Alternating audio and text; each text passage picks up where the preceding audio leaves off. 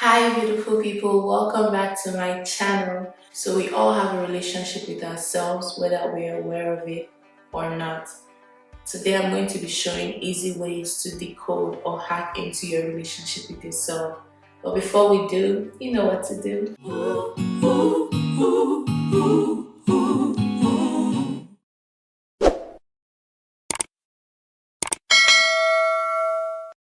Alright, so I'm going to read from my notes.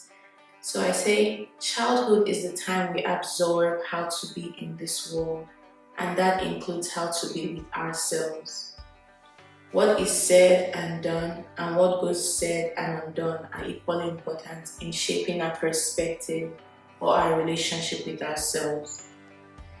So if you're not intentional about crafting a relationship with all aspects of you, you're still in the default mode, which is what we absorb in childhood at your heart level. So what I mean by this is that in childhood, we learn how to be with ourselves by seeing how the adults in our lives respond to us. So if the adults in your life weren't able to manage their emotions or somehow passed on content to you, as children, unfortunately, we internalize and absorb that as that's the way to be to myself. That is what I deserve. That is truth. So that is one clue to figuring out your relationship with yourself. I have another video titled Reintroducing Your Heart, so that would be a wonderful addition to this video.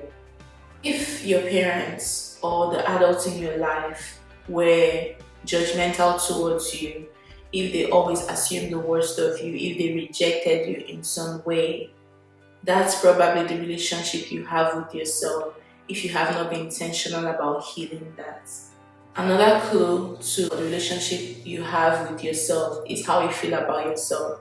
Do you hear yourself saying, oh, these people reject me, they never want to be my friends?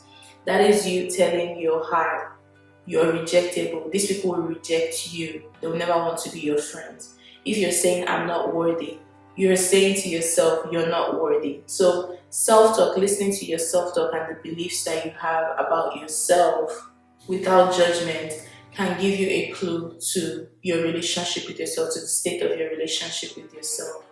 And we pick up our beliefs about ourselves from somewhere. We're not just intrinsically flawed, right?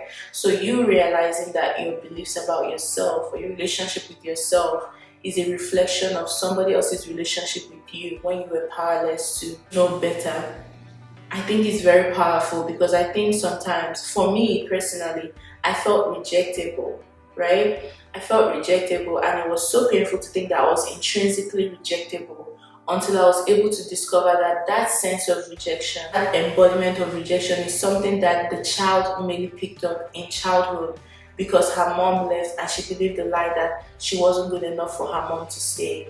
That is so much more manageable than thinking that I'm intrinsically flawed and I'm intrinsically rejected. So that's the power of diving into your childhood trauma or your childhood situations. Another way of maybe getting a sense of your relationship with yourself is like when you listen to music, like what lyrics resonate with you, what songs that when you sing like make you cry. Maybe dissect those lyrics, like what is it about what they said that really resonated with you. Those are ways and like little hacks and little tips to try to figure out the relationship you have with yourself. In the next video, I'm going to talk about what to do when you get that information.